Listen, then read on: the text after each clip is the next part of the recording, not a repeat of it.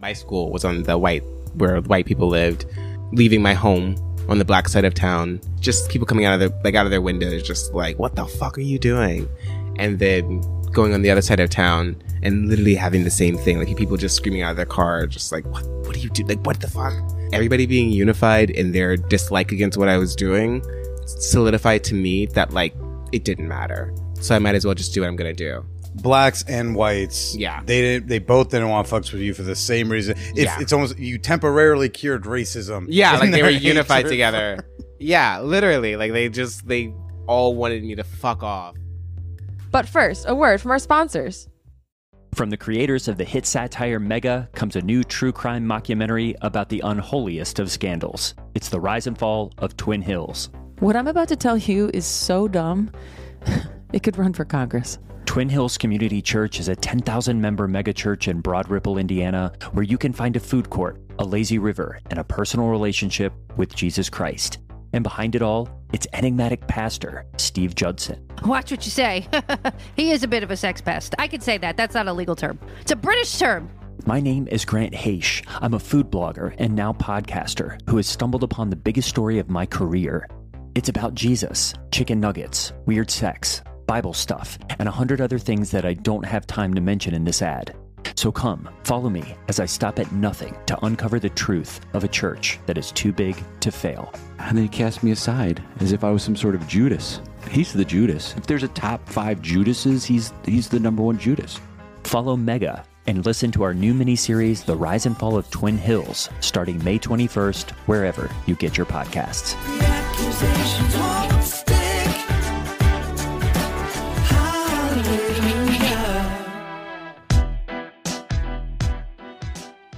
Warning, the following podcast has been rated XBL for extreme blasphemy. Hi, human. Welcome to the God Pod. I'm God, and like Jesus, I'm hanging in there. Hey! Calm down, Jesus. If you like interviews with the most interesting people alive or dead, then you'll love the God Pod. Here's me talking to Mary Trump about her crazy uncle. I knew he was going to be disastrous. I knew he was going to be cruel. And here's me debating a real live atheist. You really cannot make the case that this is a good book. I've interviewed comedians, authors, scientists. I discuss all the latest current events down on Earth with my co-hosts, Jesus, Mary Magdalene, Satan, and more. When it comes to the case of Jesus, Satan, you are not the Father. Woo! Oh yeah! You can't go wrong with adding the God Pod to your rotation. It's incredibly funny and there's never a dull show. Damn right! Find the God Pod wherever you get podcasts. The God Pod. Have it, Yahweh. Welcome to the Man-Whore Podcast.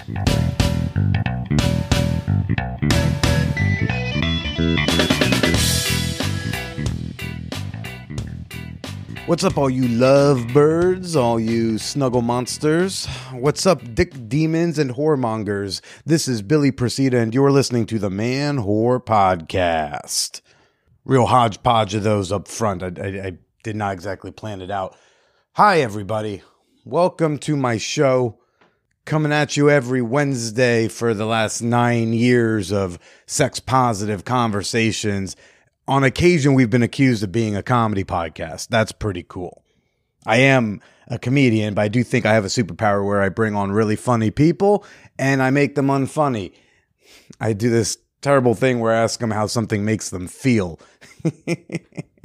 And I think I do that again this week with a fun and sexy guest, Vanniall. She was a contestant on the most recent season of Out TV's Hot House and is a porn creator out here in New York City. This is a fun conversation about being queer in the South, the Tumblr days, and Vanniall's big old dick. We'll get to that in a little bit, everybody. But first, August 3rd through August 6th, do you have the dates in your cows, people? Do you have a man named Cal keeping track of it for you? Or maybe just a Post-it note on your laptop screen? Yes, ManwhoreCon. It's coming up. It's coming up fast. Our annual Whorehead meetup in New York City is fast approaching, and weekend passes are now on sale.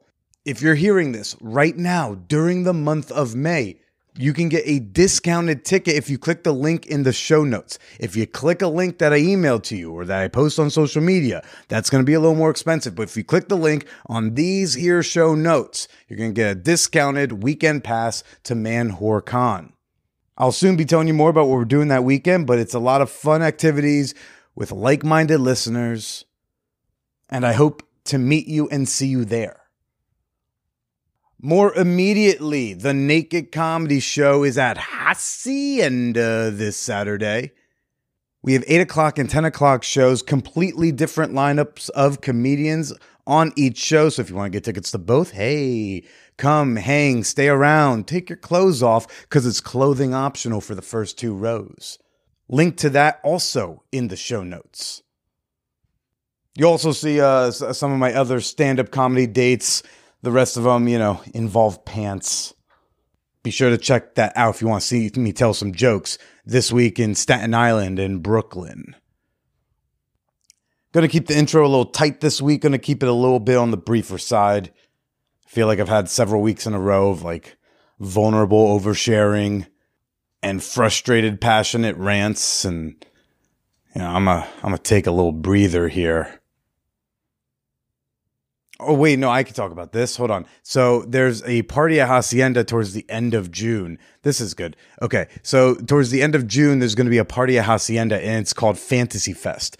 And a new friend of mine, she is running Fantasy Fest. And the premise of the party is people can apply, send in an application for a scene where they are like the slutty center of attention star.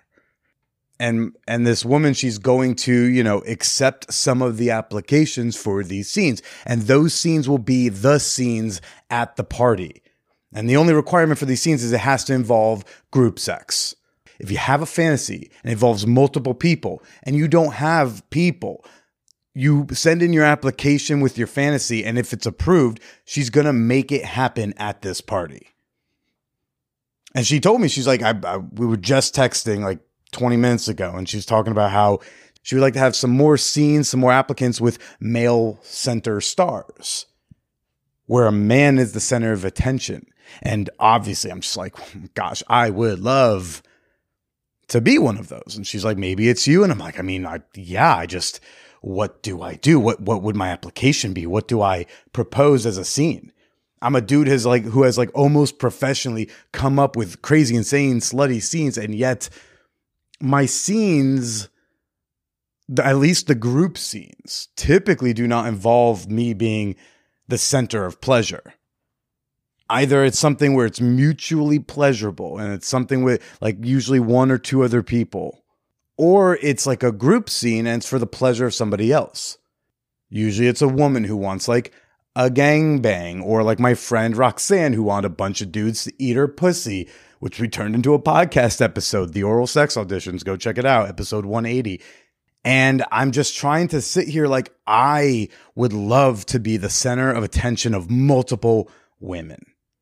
I've been in threesomes where I've gotten my fair share of being in the center, and I've been in group scenes where I've gotten plenty of it. It's just I've never had something where I am purely the receiver and I get to get the pleasure. I've been so into pleasing and giving. And part of it, it is for the love of the game, but there's definitely an element of it where I don't want to be seen as a selfish lover. I can't imagine how many applications this woman is getting that's a cis dude saying, yeah, I'd like to get a blowjob from 5 ladies, please. Thank you very much. That's my fantasy. Please make it happen. I would be terrified to just ask for that because what an eye roll that would receive. And I was texting my friend, I said, I don't even know what fantasy I could come up with that I'd feel comfortable asking for you to make happen. I don't know how to say that I want to be at the center of attention of multiple women. And she said, then I think you would say that you want to be the center of attention of multiple women. And I'm just BRB, I got to go look under my bed and find the audacity. I think there's also a little bit of a worry of like, oh gosh, but what if the women she gets for it don't actually want to do the thing that I'm proposing, or what if they're all just appeasing me? And then it's like, yeah, what if they are all appeasing me? What's so bad about that? Maybe there are people who are women who, like me, enjoy either a mutually beneficial or a very giving sexual scenario. And maybe I could just like let myself get that. Ever since the breakup with Wallet No Lady, I think I've been having like a particularly harder time receiving pleasure and just receiving pleasure. Like, to just get a blowjob, I gotta feel real comfortable with you. I've got like one or two people where I feel like I can just really let that happen. Or if it's a stranger on the internet and we have prearranged and pre-negotiated, I'm super sure and super comfortable that she really just wants to suck a cock and that cock is my cock. I don't have to do anything else but not be scary to deserve that. Outside of that, it's always like, yeah, but can I touch her clit right now? Or maybe I should go down her. Should I go down her more? Has she gotten off though? She should definitely get off before like I blow a load. Or ever since my breakup, there's been like a lot of that. It's been really difficult to just receive. And I'm sure there's absolutely nothing to psychoanalyze there with my therapist. Maybe I'm terrified to receive because, I don't know. I didn't really plan out this monologue here, but maybe by constantly giving, I'm proving myself and proving a worthiness to be in a bed with that person. Or by purely giving, I can't possibly be accused of being selfish because, well, I'm either giving and receiving pleasure or just giving pleasure. Or maybe there's something about just like being so madly in love with somebody who so deeply loved you and you never questioned once if she just wanted to swallow your cum. I never questioned that once with her. And now I got to be able to trust that this woman is going to find 4 to 10 other women who are down to do a scene I come up with that is about me. Yes, I know the scene could be me giving and pleasing and all that stuff, but come on, I'm already. That's the thing. I feel like that would be easy. I feel like that would be a cop out for me. Me being courageous would be saying I want 5 women having their hands and mouths all over me at once, and with a little bit of specificity and tonal language that gives like a proper visualization of what that would look like. Yeah, maybe my application would be accepted, but that's still scary to ask for. A reverse gangbang, if I could even handle it physically. I don't know. I think I've talked myself out of receiving or deserving of receiving pleasure. That like, yeah, it's been difficult sometimes just being hard enough to get a blowjob from someone I'm not 100% comfortable doesn't hate me yet. And if I'm not hard like right away, then it's like, you know what? Let me eat your twat because that's easier, that's simpler, and everyone can be happy with that. I'm going to try to come up with a good application, though. I think I have till like the end of the month. What is it, the 16th? No, I have till like next week.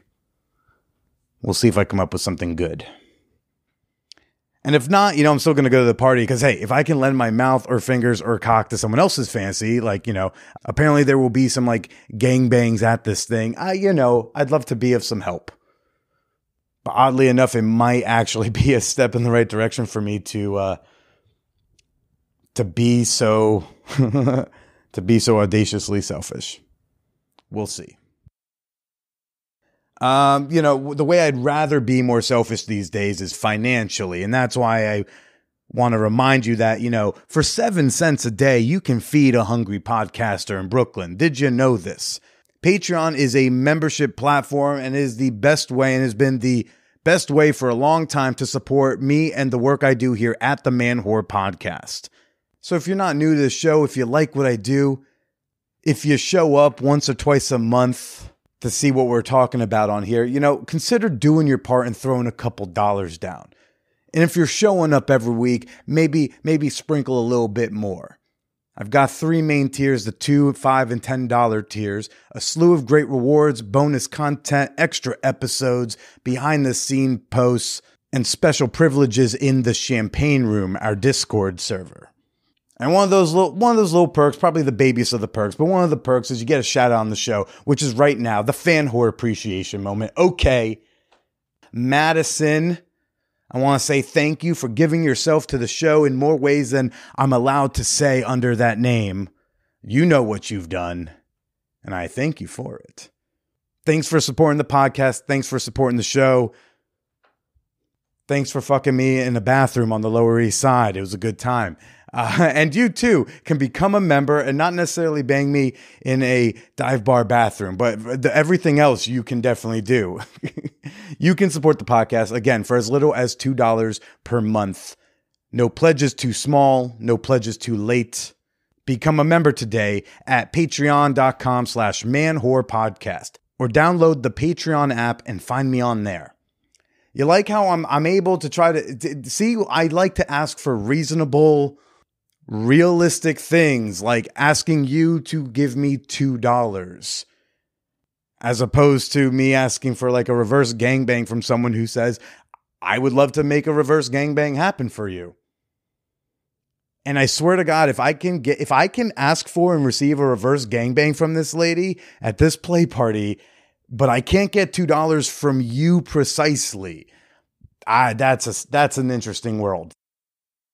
This week's guest is Vanniall. She was a contestant on season 2 of Haus. It's a reality TV show on outtv.com. She is also an adult performer. I had a lot of fun talking with Vanniall. Let's go chat.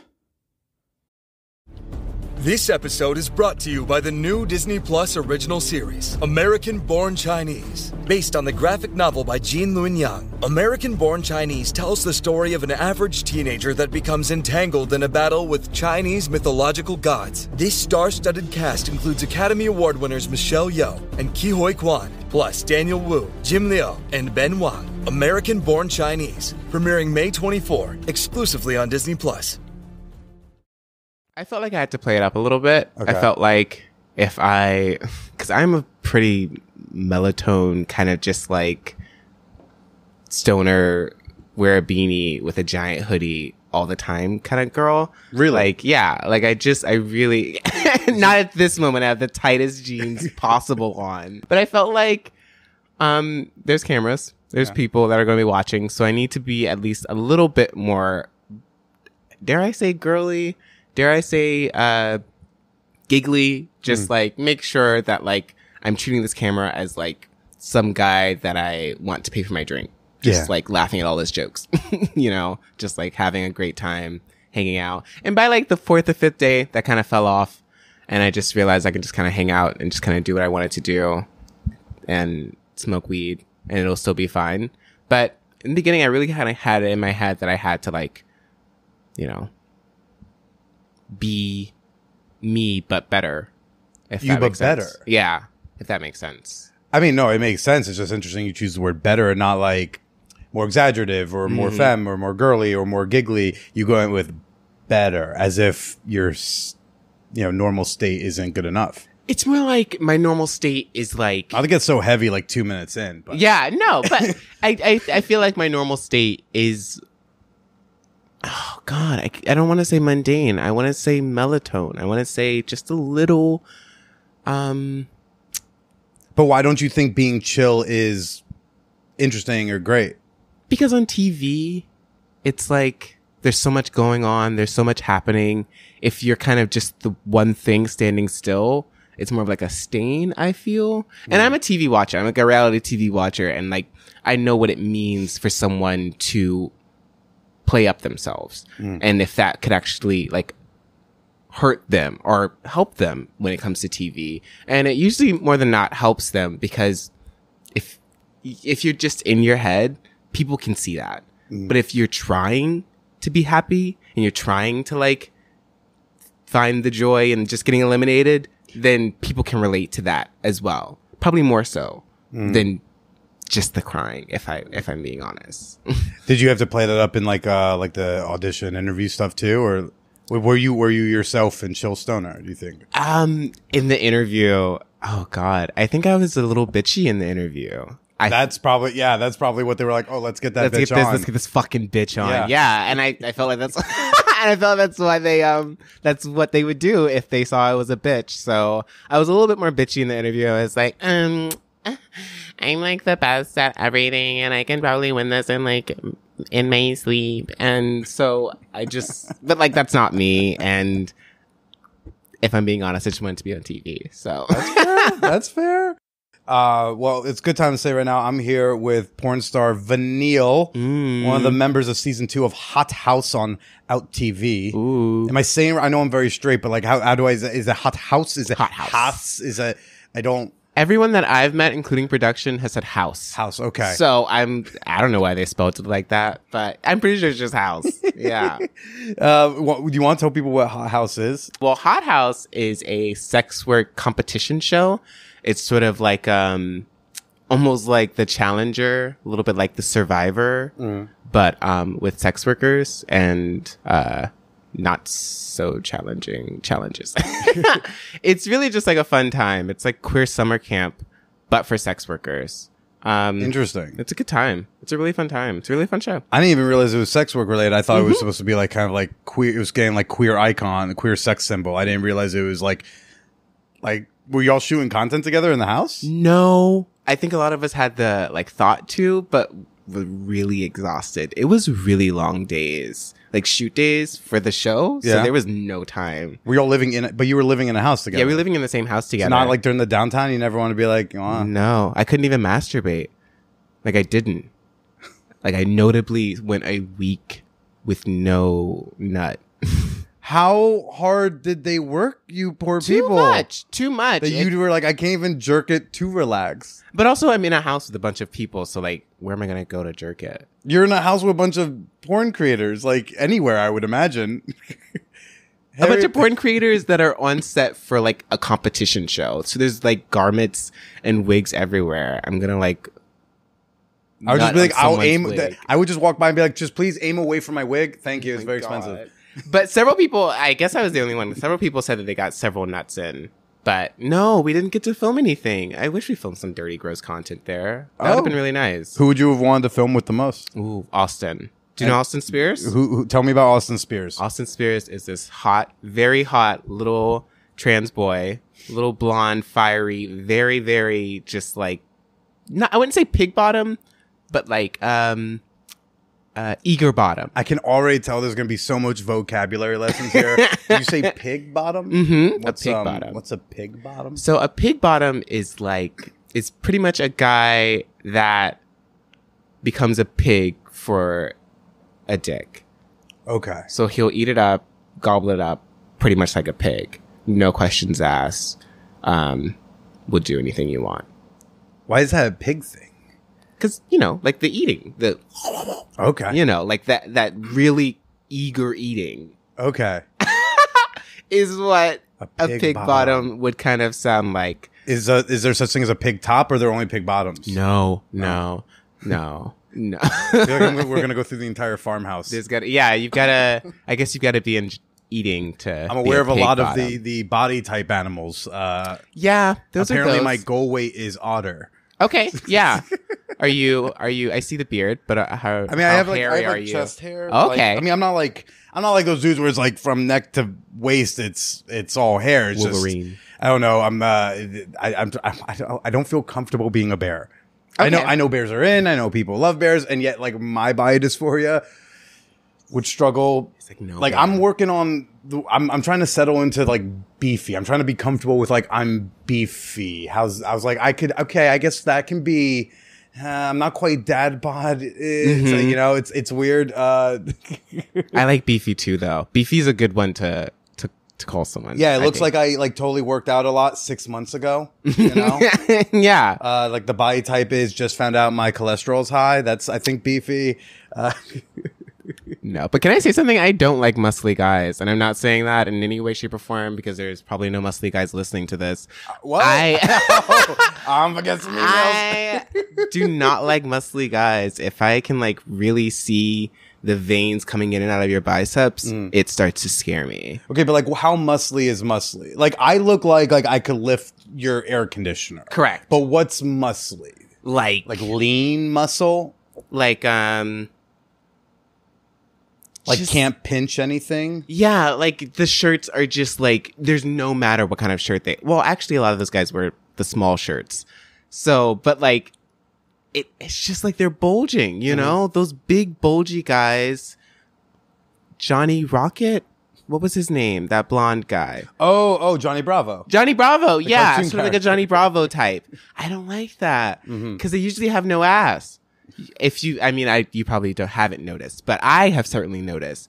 Guys that got it up top, never have it on the bottom. Okay, and you like them to have some donk. Yeah. Oh yeah, you've got to Donk. I have have ass. donk. I've always been very comfortable and confident about. You've got donk. Yeah. Thank you. I'm not going to say that I've looked. I'm not going to say that. That's okay. The gray sweatpants have been peaked, but looking around is welcome in this house. Looking is free, they say. Looking is free, and then you subscribe to the fans and still try to get me to send stuff for free. Wow, aren't men annoying? Yeah. Women too, though. Don't forget about the women. Yeah, but Equality. the women who want free stuff on OnlyFans, I think that's a whole different. Their issue is that they're just not they're not accustomed to it. That's true. I think they would way more pay you than me because they think, well, because it's still the women should be paid and I shouldn't have to pay unless it's to a woman. And me, I've got some chicks on OnlyFans. I have to be real fucking smooth about when I send a locked thing as a hint of, hi, this needs to start being a paid conversation. Right. Like, okay, where's my money? Yes. Like, this is nice. I will talk to you. My policy is if one of us starts getting aroused, like, I should start getting tipped. That's usually true, though. And you should kind of start it before that. Like, I mean, that's just my general policy. And I tease it in places and I say it's in stuff. But, yeah, you know, I have a free page. I'll chat with people and whatever, just so long as it's clean conversation. How was your day? Yeah. Oh, that bitch at the office. Oh my God, I'm so sorry. Yeah. So women would tell me that even in college, they didn't like the muscly guys because they were like, they're so rigid and firm. They're not fun to cuddle with. Not at all. And I used to always think they were just saying that to appease me. I'm telling you, there's nothing really all that appetizing about someone super rock hard. It's like, it feels like you're actually touching a wall. And like, yeah, I guess they're like kind of hot, all oiled up, but like, so is everybody. Sure. Okay, so you're like, they're hot to look at, but and a novelty time, but right, but like, so is like, you oil anybody up. It's like 10-inch dick. It's like it's nice to look at, and it's fun to fuck once in a while, but you can't do that every day. God, I was getting ready to ask what's the biggest you've taken, but the biggest I've taken is like, I'm almost certain he was 13. I'm almost certain. And that's I say like, almost because like he sent the picture of the ruler before we fucked. So like, you know, guys be lying about that. Is he like measuring correctly? Because I've seen people send a ruler thing, but they're like starting on the gooch. Yeah. And I'm like, you're not doing the undersides. Yeah. You know, it's like, that's not how you do it. Yeah. But needless to say, it was still impressive enough to where I still fucked him. And it was still like, when I got, like, it was like, I don't know what, it was huge, humongous. So, but I would never do that again. Yeah. I would never, ever. I've been told I have boyfriend dick, where it's like, this is nice. It's can do this every day. It's not so small you want for more. It's like I am a Goldilocks size. I'm Goldiecock. I am just. That's brilliant. But Goldiecock also always could just be 7. Like this. Here's what, when I've had women try to break this down for me, they go like, 5 is average and it's fine. 6 is just right, and the 7 is better. And then 8 is like, wow, this is great. And then they go like, it's just unusable after that. Yeah, after that, it starts to become something else. Someone tells me they like 6. I'm like, yeah, but you'd also prefer 7. I'd prefer 7. I guess I'd prefer 7 if I'm being honest. Sure. Well, I mean, I was doing some research walking over here with my pizza, and you could hang clothesline. We could hang. Oh, with my penis? Yeah. Oh, that's so funny. Oh my God, I have no clue what my penis size is. You don't? No, I've never measured. Stop it. I've never measured, mainly because guys keep asking me to, and I kind of love just like not being able to tell them, because if I knew, I would tell them, you know? But no, like, you could do what most porn people do to people you're milking money out of is lie. Wait, what? Life? Like what? What size would I say? You could know your size and then be like, oh my God, sorry, I don't know. True. But I like the mystery. Okay, you never got curious. I first measured in like high school because. Well, I measured in middle school, but I didn't feel fair. Well, I don't think I don't know finished. when that dropped. Yeah, I don't personally think it was finished, but and like it seems bigger than then. But yeah, I've never actually taken a ruler to it. And so is it just out of like no curiosity, or is it like, did you have a relationship with your penis when you were younger where you kind of didn't want to interact or know about it? Well, when I was younger, I didn't think it was anything special. I thought it just looked like everybody else's. And I didn't really think about it too much until I, got into my 1920s and I started posting it. Honestly, that's when people were like, wow, that's kind of big. And I'm like, is it big though? Like, I don't know. It's kind of just like a penis, but like, did you not hook up with other penis people? I did, but like, I lived in the rural South. So I just thought that I wasn't, matching up correctly. Matching up correctly as in like, oh, what you thought was, did you think it was supposed to be smaller? I thought theirs was supposed to be bigger, I guess. Okay. What am I supposed to do? But I just thought, yeah, it's just a dick. So you didn't know you had a big dick until you started posting it online? Yeah, pretty much. And you started posting adult content like on Tumblr, right? Yeah, Tumblr. Why were you doing that? Just for fun, really. Just to like, because I liked being nude and I liked the, what do you call it? Voyeurism of it. The exhibitionism? As in they're correct. The voyeur and you're, okay. Yeah. And so I just started doing that. And then I realized that I could actually make money off of it. That's when it really started to blow up. But like when I just was like taking pictures in my room and posting them for free, just hanging out, no one told me that I had a big dick. No one told me that it was humongous until I started, whipping it out on camera. Yeah, once you started like smacking the floor with it by accident. Yeah, exactly. What was the first time like when you exchanged money for nudes on Tumblr? It was pretty basic. They sent over like $20 over Cash App. No. You're skipping a lot of steps. Am I? Okay. How do you get you're posting nudes on your thirst trappy Tumblr, and what's that first interaction where someone goes like, oof. Okay. So I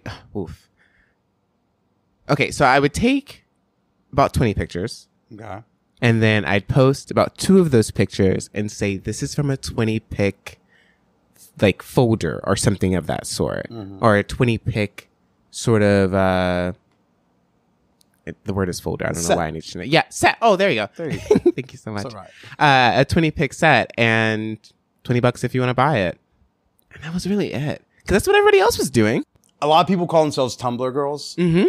What was being a Tumblr girl? What was being a Tumblr girl for you? Being a Tumblr girl for me was basically, God, I really would just like post a picture and say, if you want this set, come get it, $20, and message me, and that would really be it. Before that, I had about 4 Tumblr blogs, because I had it since I was a very small child. I had a goth blog, a summer blog, a depression blog, and a porn blog. Okay. And that porn blog was mostly just like GIFs and videos and stuff like what you're saying, just attributing to the tag. And that's not where I got the idea to do just me, but I already had the blog. So I felt like, why not just start posting myself on it? If it's already just there and the people are already primed for porn, why not just post on there? And it seemed to work. Like people seemed to be able to grasp buying this stuff instead of just ingesting it, which I was pretty surprised about. What did it feel like the first time you got that first $20? It felt good. Yeah? It felt really good. I was working at like a retail job at that time, like $7.90 an hour, and getting $20 for some pictures that I took in my room was like kind of insane. And how did it feel? You never done this before. Someone now has your nudes. Oh, that part felt great. That feels part great. felt. I mean, I get horny off of that. Like the thought of people jacking off to me is like enough to get me through the day. Oh, really? Oh yeah. I am total perv. Like that's my fuel in life is to have other pervs be pervs with me. What was your like sex and dating life like in the real world though? Oof. Because we're talking like kind of college age, early 20s, right? Yeah. I don't fucking suck a lot. I try to like have like a partner and then like a non-monogamy sort of just like escapades at times. But I don't really. God, I wasn't really dating all that much at the time. So Tumblr was kind of your lone sexual outlet. Yeah, pretty much. At this time, I was in the rural South, so I genuinely didn't have many options when it came to sex and dating especially, but sex too. I just really didn't have that many options. It was much more exciting finding people online that were also horny like me than it was trying to find anybody that I was relatively interested in the rural South. You didn't have like a Grindr or anything down there? Or? I did, but it wasn't. Again, these people were not hot like people. 100 miles away. Yeah, exactly. And I hate driving. I hate driving more than anything in this world. Right? Yeah. So Then you get there, and then like the sex isn't even like good. And I gotta go 2 hours back. Thank you. I guess this was great. I guess, but no, I much prefer having sex in my house if I can. And if I can't do that, I much prefer just jacking off on camera if I can. What was it like being like a trans woman down in rural South who wants to date and fuck or whatever, but can't and has to resort to jacking off on Tumblr? Gosh. I mean, it was fine. Was it? I'm looking at your face when you say fine. Fine. I enjoy it. At least I enjoy jacking off. I can find some fun in it. And I don't just jack off when I masturbate. Sometimes, like I have toys and dildos and a giant drawer of toys. Right. So I'm not really alone when I'm jacking it. And I wasn't really alone when I was jacking it, but I was. And I guess I got through it, but it was pretty lonely at the time. Yeah, no, it sounds like that could be like lonely. Like also like one just identity wise, like I don't know if you had friends who were like you like in the area, but then also just you're not really able to date. There's no one on Grindr near you, and you're kind of stuck to whatever's online. Yeah. Which I'm sure a lot of people, that's kind of the relationship that I have with a lot of my clients, a lot of the people that I talk to online, my fans, because they're in these small towns and all they have is the internet and no one to fuck for miles. So the two of us jacking off is like some sort of symbiotic relationship. I don't know. We feed off of each other, but it's good though. It works when we need it to.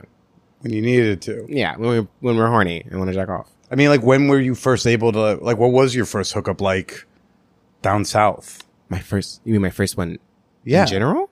Like when I lost my virginity? I mean, like in real life. I mean, it doesn't even have to be how. I don't even know like what you consider what losing virginity. Like, what does that even mean anymore? You know, right? You know Nina Hartley, right? Yes. She's like porn like legend. Like she's been doing it like 30, 40 years. Mm-hmm. She was like this older blonde lady, and she likes to call it instead making your sexual debut. Which I so much more like. Yeah. And it also becomes this more like kind of inclusive language of it's not like this one very specific sex act, but rather like when did you start like being a sexual being with other people? Yeah. So I guess like when did you make your sexual debut? My sexual debut was with, I suppose you can call him my high school sweetheart. He's a cop now. So there's that. Rural South, I'm telling you. He's a cop now, but he wasn't at the time. We were both young and in love. Yeah. I don't know what else to say about that. Now she just got real shiny. I don't know what else to say about that. Now all I want to know is about this relationship. Oof. Had you already outwardly transitioned at that point? I want to say slightly. I guess that's a weird way to put it, but it's hard to really put like a timeline on transness because like I'm just trying to get context of how he was probably like what kind of relationship he viewed himself as. Right. Yeah. So at the time, I wasn't saying the words trans because I hadn't really found the words yet for transness. But I remember I wore makeup. I had like a big afro, but not like, a stereotypical girl style hair. Okay. But not even like a stereotypical of the time boy style hair. I guess that was how I kind of got away with it because I was pretty scared. I wasn't like gonna just like be as flamboyant as I wanted to be. Even at the beginning of high school, towards the end, I started not to give a shit, but I really, I didn't know what. I knew there were rules, but I knew that I could skirt around them if I wanted to. What were some of those rules? About a boy dressing like a girl, basically, is the way that most people in the town saw it, with the makeup and with the clothes. And so I think that was kind of how he saw it. And we never really talked about it. We never really discussed it. We only dated for about 2 years or so. But he never really spoke about my transness or my femininity. And I thank him for that because he didn't say anything negative about it. But also, I guess I would have liked to know how he felt about it. And probably that would have helped our relationship if we discussed it. You've never reached out to be like, how'd you feel about all that? No. I reached out about 2 years or so after we broke up. And we rekindled a sort of friendship. And then right after that, I ended up moving to the city. So there was no real talk about how he felt about the actual relationship. I do wonder how he felt about it. So, yeah. What were some of these other unspoken rules in where you grew up? Well, there was a definite segregation. There's a definite part of town where white people lived, and there's definitely a part of town where black people lived, because like my school was on where white people lived. It was kind of, I can't even describe the way that I felt dressing, sort of like this, but like you can imagine it pretty dulled down, leaving my home on the black side of town and getting pretty much just like people coming out of their windows, just like, what the fuck are you doing? And then going on the other side of town and literally having the same thing, like people coming out, like people just screaming out of their car, just like, what do you do? Like, what the fuck? It was insane. But like everybody being unified in their dislike against what I was doing solidified to me that like it didn't matter. Right. Like they're gonna talk shit, they're gonna not like this no matter what. Unless I literally change who I am, like the essence of who I am, they're not going to like me. So I might as well just do what I'm going to do. Blacks and whites. Yeah. They both didn't want to fucks with you for the same reason. It's almost, you temporarily cured racism. Yeah. Like they were unified together. Yeah. Literally. Like they all wanted me to fuck off. And I realized that like, I got to tell them that they need to fuck off. I got to tell them that like, I'm going to do whatever I want. And do it. Was your ex white or black? White. White. He's a cop now. Oh. I just can't believe it. I can't believe I didn't. You can't? Date. No. Tell me what was so not copy about him then? He was very copy. I'm not gonna sit here and like lie that he wasn't copy then. He was copy then. I think that's maybe why I liked him. Because I'm like this, gross stoner person, and I guess I like a little structure sometimes. And yet at the same time, you're both breaking multiple of these unspoken rules. Oh, yeah. Like, it's not... we definitely bonded in our trauma from doing whatever we wanted while people told us we shouldn't. And people knew. Yeah. Yeah. Which I thank him for that. He didn't seem to give a shit. None of that seemed to factor into him about us. Did y'all face any consequences for y'all's relationship? No, not really. No. We were afraid of his parents. I was afraid of my parents, but both were fine. Both knew of our sexuality, just not the relationship. I mean, they were fine. We had both, I guess, primed them enough, to where it wasn't anything to worry about. And it gave us really the well, at least me, it gave me the strength to really start transitioning after that relationship was done. Mm-hmm. Because I felt emboldened by the fact that someone could like me, even in that state. So I was like, okay, so I don't feel bad about this state, but I do want to change it. So I should. You also survived that step. Right. It's like, could I survive the next step? Correct. And by state, do you mean like you're describing like presenting really femme, but not like full blown girl, so to speak? Yeah, because Okay. I knew that I was dulling it. Yeah. Like I was like, no, Like, you need to I put on makeup, but like I'm gonna have the hair. It's not gonna be fully feminine. I might Correct. wear girly more clothing, like but not- androgynous. Yeah. Yeah, just so I can deny if I wanted to. Sure. And even, No, I'm just really cool. Yeah, I'm That's- like a really cool person. No, Yeah, and this is what they're doing in New York. Exactly. And even then there's a lot of small theaters, so I would say that I'm, going to musical theater practice or something like that when in the early times. Sure. But meanwhile, he gets kind of this out of like, I mean, did he consider himself gay at the time? Or Yeah, like, he did. Yeah. Does he still now? I don't know. I haven't reached So once I saw the cop Can thing. I I interview was him next? Yeah, Okay, and come on in. No, just it's because like he also gets to skirt the rules by like, well, because like, I mean, he using like he/him pronouns for you at the time, so like he in his head is probably going like, yeah, but like he's kind of like really femme, right? So like you're both trying to find ways to like have excuses for other people, Yeah, which just sounds so exhausting for a fucking teenager. Yeah, and a teenager's just trying to like be together and hang out and occasionally kiss a little bit. That's all we wanted to do. That's it. And it was so stressful, so much pressure. But I guess that's the way it works. Well, how'd you escape to New York?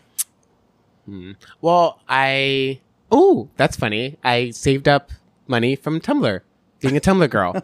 I realized that it was like I could just use that $7.50 an hour that the retailers go so graciously giving me, and then save that, or use that, and then this like $20 I'm getting for each set from these guys, I could save that for my New York trip, and it within like a year or so, I didn't have like I wasn't like 3,000 in, but I had like $900, which for me was enough to move to New York. Yeah, lady.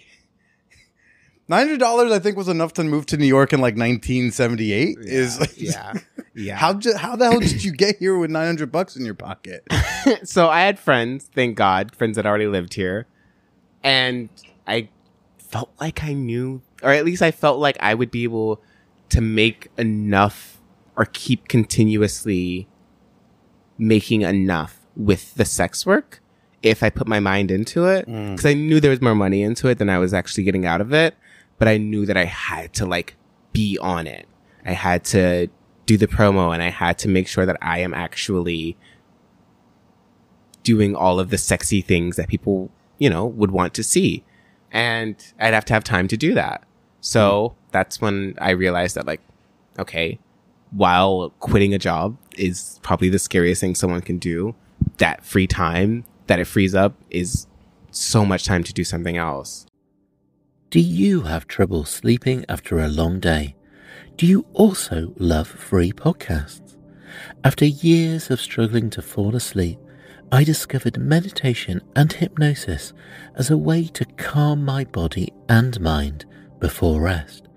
I studied in those two disciplines for years, and now I host a podcast called Sleep Cove that helps millions of people around the world fall asleep every night. Subscribe to Sleep Cove wherever you listen to podcasts right now for a better night's sleep starting from tonight. I'm Richard Serrett. Join me on Strange Planet for in-depth conversations with the world's top paranormal investigators, alien abductees, Bigfoot trackers, monster hunters, time travelers, and more. The handler one day told her this whole thing about how they've been terraforming on Mars, and they're building a colony, and they're recruiting specific people of specific bloodlines and specific talents and skill sets to go onto the planet. On Richard Serrett's Strange Planet, we're redefining reality. Listen now wherever you get your podcasts. Have you ever wondered why we call French fries French fries? or why something is the greatest thing since sliced bread? There are answers to those questions. Everything Everywhere Daily is a podcast for curious people who want to learn more about the world around them. Every day, you'll learn something new about things you never knew you didn't know. Subjects include history, science, geography, mathematics, and culture. If you're a curious person and want to learn more about the world you live in, just subscribe to Everything Everywhere Daily wherever you cast your pod. And how long did it take for you to move to New York to be like really self-sustaining on the sex work? It took me up until COVID was really when I streamlined it. That was really when I felt like I figured out a little bit of a formula with my stuff. Because when COVID happened, I really was at home at the computer all the time. So I really had to make sure that I like did it right, or at least did it to like my heart's content. You know what I mean? Like I wanted to make sure I could see everything. I could see, the dick at all times. So yeah, COVID was really kind of what set me there. Okay. And what about like once you moved to New York, your sex and dating life here? What does that become? What does that end up being like? You left the South where you had this formative relationship where you're breaking rules and you're getting around things and there's nobody to bang down there. You're jacking off with strangers on Tumblr because that's like better than driving 200 miles for, mediocre dick or whatever. Yeah, and so much better. What is it like when you get here? Well, the dick is so much better here. I've had a lot more sexcapades here, but I don't know. Like there's something about me to where I can't like fuck someone I meet at the bar. I can't fuck someone I like meet at the club. I've got to like, God, I'm so hard to fuck. I'm not an easy person to have sex with. Why is that? Because I guess I have I'm a little high maintenance, perhaps. How so? I don't like a lot of sex. I like to just sort of, once in a blue moon, we fuck after not talking to you for a while. Oh, God. I'm afraid to sound like a... What are you afraid to sound like? Like a... Someone that just... Like a floozy? Yeah, like a floozy. You're on the Man Whore podcast. This is a safe couch. Yeah. I am a bit of a floozy, I suppose. I don't date. I like to have sex once in a blue moon, but I don't date. Well, then what is your sexual outlet? Like if you're like, okay, I only like to fuck once in a while, like what is you being sexual with? Do you like to be sexual with another person, but it's just not like fucking? Or is it you're mostly solo? Like I'm mostly solo. I mostly just jack off. Okay. Like I guess I kind of got into the habit in rural South, I just kind of found the fun of jacking off and I just kind of kept doing it. So right now, if it's not like the same person, I just am not having casual sex. So you don't even like to like jack off with somebody? That would be fun. What do you mean would be? Is that not a thing you do? No. No? I wish it was, but no. Okay.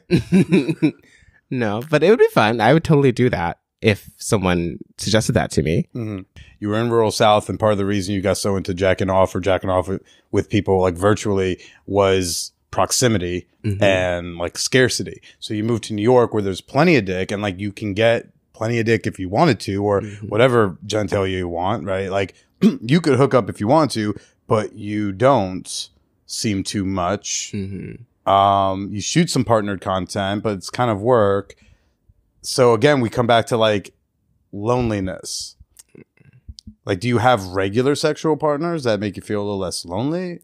I do. I have one. Okay. Just the one, really. I wish I had more, but just the one. Gotcha. Yeah. Do you feel less lonely here than back in the South? Oh, 200%. Okay. 200%. Good. I felt like the loneliness that was attributed to back in the South had to do a lot with friends as well. I wasn't meeting a lot of people. I was meeting a lot of people who didn't want to pursue me sexually. That's to say that I wasn't meeting a lot of people in general. Yeah. And there were a few people who wanted to pursue me sexually who I wasn't really into. But we've already talked about the sensibilities of where you were. Correct. Yeah. So, but to actually meet friends and meeting people that like just want to hang out and are like me, queer and, you know, sex positive, it was hard. That didn't happen. That was like, you know, I met one person out of however many, like my entire life that I was there. But you found friends here in New York. Oh yeah, absolutely. Okay. I found such a strong community that just was not there in any way back in the South. And for that, I'm incredibly thankful. And I, you know, make out with my friends all the time. So I've got this one friend that I actually knew in the South. And that's where I knew him from. And God, I want to eat his ass so bad. And I haven't told him. I've never told him that ever. Unless he's listening now. Right now. Then he might put together. Eat the fuck out of your ass. Do you want to give him like a little hint over who he might be? Like a description, something? You're a little nerdy and you've got a big giant ass and you wear glasses. Have you gotten any feedback about your appearance on Hot House? I've gotten a little bit. Yeah? Like what? Some things. Some guys tell me that they saw me on Hot House and would love to S my D. Oh. Now, do you show your D on Hot House? There actually is. Is there nudity? Yeah, they don't censor the nudity. And we jumped in the pool after one night and I jumped in naked. So yeah, my dick's on full display there. Really? Yeah. For just $3.99 a month? Yeah. OutTV.com. What a deal. Yeah. See it all, folks. See it all. Have you met up or hung out with any of the other people in the house since then? Yeah. Me and Austin hang out all the time. Okay. Yeah. They live out in LA and I had to go out there for a lot of work and I've stayed with him and hung out with them for like the last 4 months consistently. And y'all still haven't shot anything together? No. Austin. We really should have. Austin, if you're hearing this. Stop being so lame. Yeah, let's shoot something. Shoot something. What do you want to shoot with them? Like if you had your druthers about it, you get to choose exactly what type of scene you're going to do. What do you want to shoot with Austin before we go? I really like emo boys. Really emo, punky boys. So I'd really like to dress Austin up like a little skater boy with the giant belt and the, what else?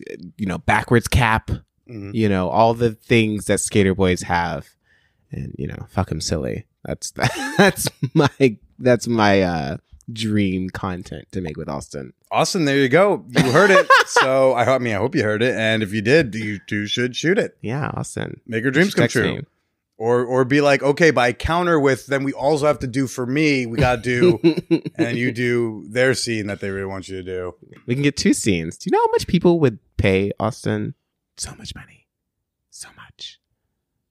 I'm glad that I could be facilitating at the end of this episode. Really just a conversation between you two via the podcast. So I'm really the person that may or may not be there. Austin better be listening at this point. Vanniall, where can people go to find you, follow you, jack off to your work? Nice. You can follow me at Vanniall, VANNIALLL on Twitter. And you can find me at Vanniall, just VANNIALL. That's 2 L's instead of 3. On OnlyFans. And, you know, subscribe, see what all the hubbub is about, and judge for yourself if it's a big dig or not. Well, Vanniall, this was great. It's very fun. It's been wonderful to meet you. Why don't you go ahead and say goodbye to everybody? All right. Bye, everybody.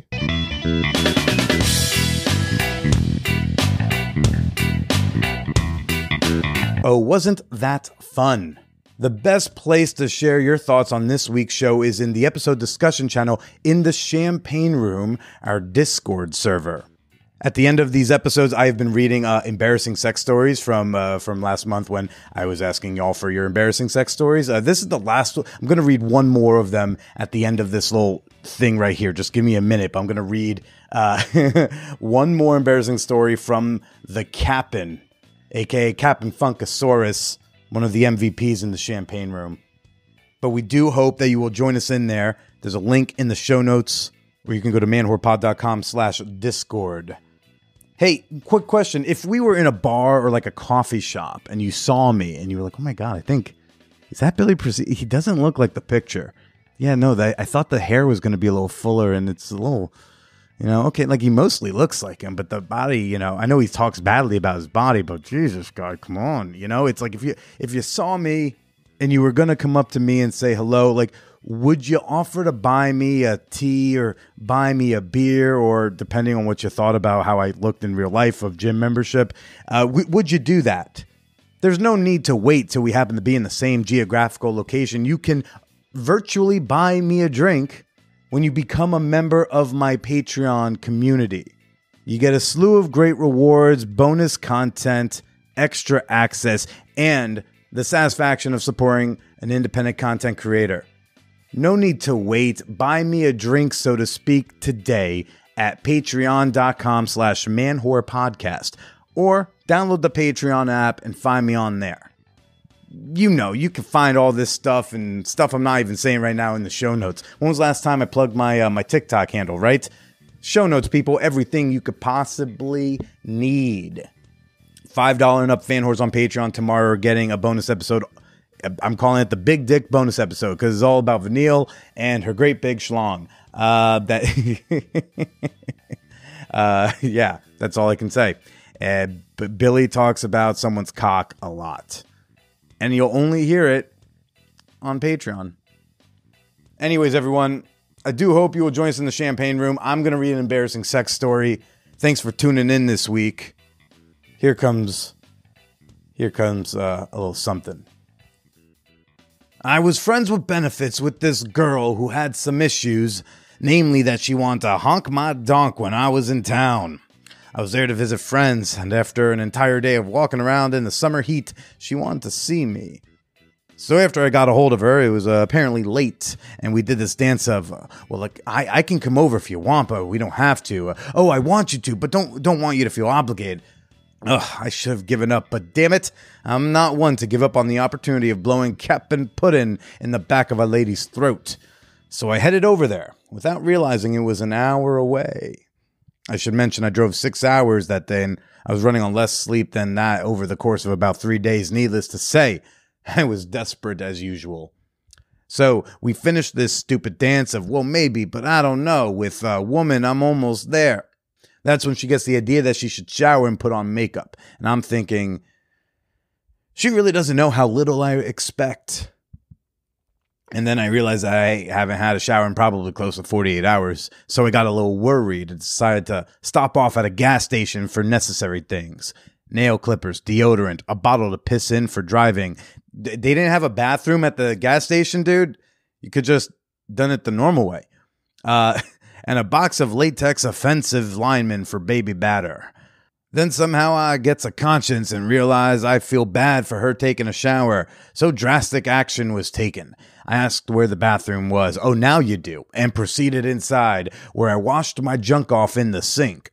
Now, as a visual aid, the sink was literally 5 feet high and in full glorious view of whoever opened the door. So I had to try and wet the junk soap and lather the junk, then rinse the junk, with no one seeing the lack of glory I like to call Commander Bismarck. This is easier said than done, since I realize that the first 2 steps are fairly easy, but then I realize that rinsing this bastard is requiring more work than I bargained for. I'm trying to hurry up by splashing what feels like glacier water onto my power bar, which is reduced to nearly 1/8 of its normal size due to the awkwardness and sub-zero wetness that is occurring. Sure, that's why, Cap, sure. I got it to a reasonable luster and sheen, then walked out, using the bag I had all my purchased items in to cover up the obvious wet spot I had from hosing down the Master of Ceremonies area. So I'm extremely tired, mostly dirty, hungry, and now wet. When I finally arrive at her place, I call her, and she says, "So my parents are home, but they're asleep." Oh! What? As though I'm supposed to go inside and fuck in the family room. Turns out, this is not far from the truth. She asks, "Oh, were we not doing it here?" And I immediately thought, I haven't even seen you naked in the light. I'm nowhere near ready to meet your parents while I'm inside you. That might be a little extreme, dude. I would trust her judgment if she says, hey, we can bang in the family room quietly. Maybe bang in the family room quietly. Come on, what's the worst case scenario? A good story? depending on if it's a red state or a blue state. Actually, you know what? Someone might, shoot you in the face because they're like, you're in my driveway, or my daughter. So that's fair.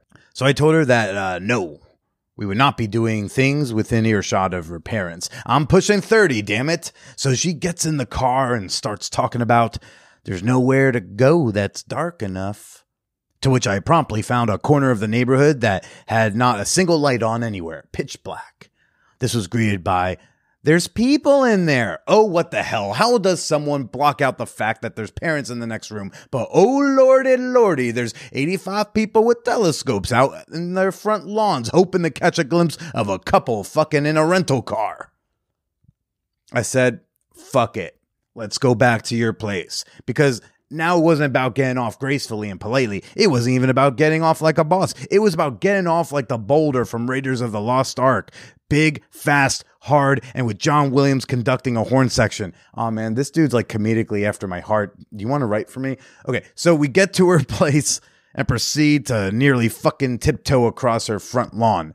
I was starting to get really annoyed at the entire situation, blaming myself for the lack of planning and for her for the lack of transparency when she made the most glorious suggestion ever. We can use the backyard.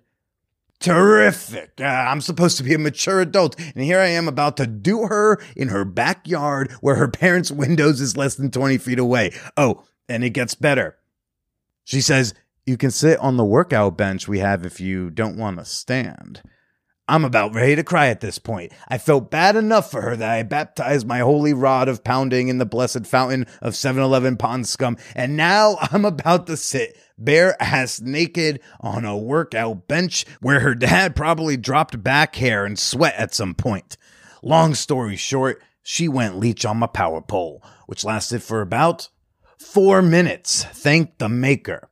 I was still reeling from just got some afterglow when I heard footsteps coming from the fucking house out the door. I immediately activated beast mode and attempted to run and jump the fence like an Edgar Wright movie to hide from the dad-like predator that was sure to kill me after he saw his non-angel of a daughter wiping off Cap'n Joy from her lips. Turns out it was just her dog. She brushed off my panic with, it's only my dog. I was halfway across the yard running with my pants around my ankles like a damn penguin trying to avoid danger, and oh, it's not a big deal. I may have decided that seeing someone after driving across state lines shouldn't be done on a whim after that. Pro tip.